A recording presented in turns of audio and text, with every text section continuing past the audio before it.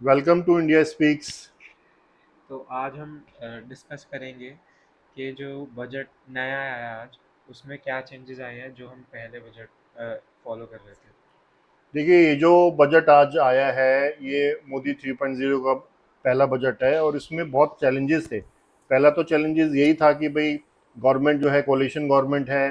क्या बिहार और आंध्र प्रदेश का दबाव इसमें दिखाई देगा? क्या युवाओं के लिए बहुत कुछ होगा इस बजट में? क्या युवाओं के लिए जॉब्स के बारे में बात होगी? क्या महिलाओं के लिए बजट होगा? बिकॉज हमने हमने देखा कि भाजपा काफ़ी सीटें लूज़ कर गई लास्ट इलेक्शन में, जो कि एक्सपेक्टेशन थी कि 400 प्लस तक जा सकती हैं, लेकिन अल्टीमेटली थोड़ी कम सीटें आई। तो अब क्या जो सेगमेंट है, क्या ये पॉलिटिकल बजट होगा, क्या ये पॉपुलर बजट होगा? तो ये अभी जो बजट अनाउंस हुआ है, इसके बाद में काफ़ी सारे लोग कह रहे हैं कि ये हमारी अपेक्षाओं पे खरा उतरा। कुछ लोग कह रहे हैं हमारी अपेक्षाओं पे ये नहीं खरा उतरा। तो आज हम जानेंगे कि ये जो डिसीजन हुए हैं उसमें कौन कौन से मेजर डिसीजन थे और क्या चीज़ें अच्छी लगी हैं मेरे को, और हमें क्या चीज़ें बुरी लगी हैं। तो देखिए, हम सबसे पहले तो बात करते हैं स्टॉक मार्केट की, क्योंकि आज हमने देखा कि ये चीज़ इवेंट बहुत क्लोजली मॉनिटर किया जा रहा था। स्टॉक मार्केट में एक डर का माहौल था। वो लोग ये सोच रहे थे, इनफैक्ट कह सकते हैं कि स्टॉक मार्केट एक मैसेजिंग का काम कर रहा था। वो फाइनेंस मिनिस्टर के लिए एक मैसेजिंग का काम कर रहा था। वो ये बताना चाह रहा था कि अगर आपने कैपिटल गेन टैक्स से या एसटीटी से कोई भी छेड़छाड़ करी तो मार्केट उसको पसंद नहीं करेगा। तो अब सब लोग ये सोच रहे थे कि क्या गवर्नमेंट इतनी हिम्मत करेगी कि इनसे कोई छेड़छाड़ करे। तो आप जैसा कि आप जानते हैं कि गवर्नमेंट ये किसी भी दबाव में नहीं आने वाली है। तो उन्होंने अपना काम कर दिया और आज के समय में आपका जो short term capital gain tax है वो 15% से बढ़कर 20% हो गया है, और जो long term capital gain tax है वो 10% से बढ़कर 12.5% हो गया है।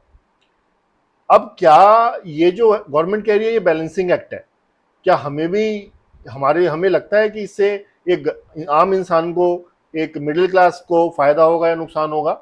तो देखिए, हमें समझने की जरूरत है इस बात में समझने की ये जरूरत है कि short term capital gain tax जो लग रहा था गवर्नमेंट को तो बढ़ाना ही था। गवर्नमेंट को इसलिए बढ़ाना था क्योंकि लोग ये इसको मेन एक्टिविटी, इन्वेस्टमेंट से ज्यादा स्टॉक मार्केट को मेन एक्टिविटी लोग मानने लगे थे।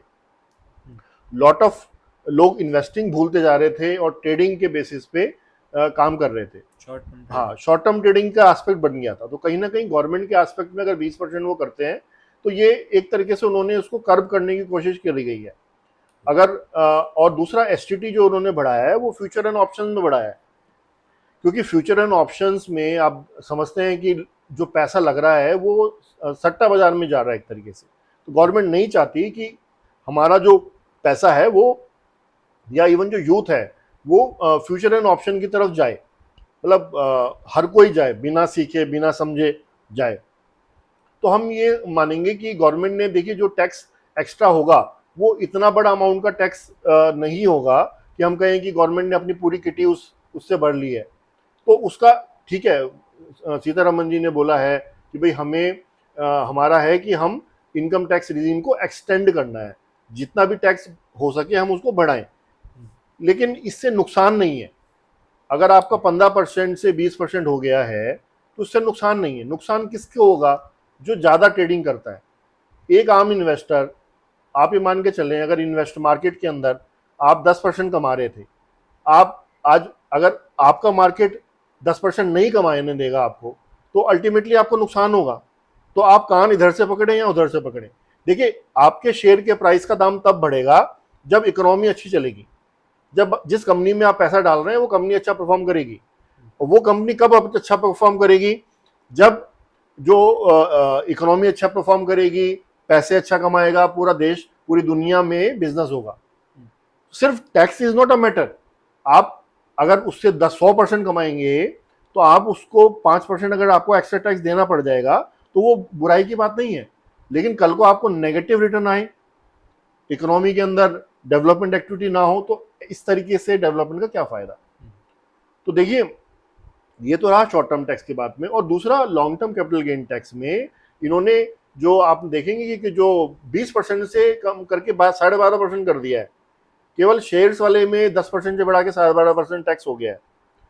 तो जो लोग अपनी प्रॉपर्टीज थे, जिनकी पुरानी प्रॉपर्टी है, 100 साल पुरानी, 50 साल पुरानी, 20 साल पुरानी, उनको इंडेक्सेशन बेनिफिट नहीं लेना था, उनके लिए तो ये सौगात है। 7.5% का सीधा टैक्स आपका बच रहा है। तो बल्कि अगर अब क्या मैं देखता हूं कि लोग अपनी प्रॉपर्टीज को, पुरानी प्रॉपर्टीज को शायद लिक्विड करना चाहेंगे, क्योंकि भाई उनको 7.5% का टैक्स बच रहा है। तो ऐसा नहीं है कि शेयर मार्केट में पैसा नहीं आने वाला है, लेकिन कहते हैं ना कि एक चैनलाइजिंग ऑफ रिसोर्सेज, तो चैनलाइजिंग ऑफ रिसोर्सेज से एक सही जगह पैसा लगेगा। भाई बैंकों को पैसे की कमी आ रही है, लोग आजकल एफडी नहीं करा रहे हैं बैंकों में, शेयर मार्केट में पैसा जा रहा है। अच्छा, शेयर मार्केट में भी जा रहा है, स्मॉल कैप में पैसा जा रहा है। स्मॉल कैप का मतलब क्या है, लोगों को तुरंत पैसा चाहिए। लार्ज कैप में पैसा धीरे धीरे बढ़ता है, स्मॉल कैप में अगर बढ़ता है तो तेजी से बढ़ता है, सारा पैसा वहां जा रहा है। तो क्या एक ऐसा कल्चर हमारे लिए लॉन्ग टर्म में सस्टेनेबल था? मैं कहूंगा नहीं था। ठीक है, तो ये तो हमें जानना पड़ेगा। लेकिन अब अपार्ट फ्रॉम दिस, मार्केट ने भी आज नीजक रिएक्शन दिया, एकदम से मार्केट गिरा, लेकिन आपको ये भी ध्यान रखना पड़ेगा एकदम से मार्केट उठा भी। जितना लॉस था ना सिर्फ वो पूरा सारा कवर हो गया, इसका मतलब मार्केट ने इसको अप्रिशिएट किया। ठीक है, अब हम बात करते हैं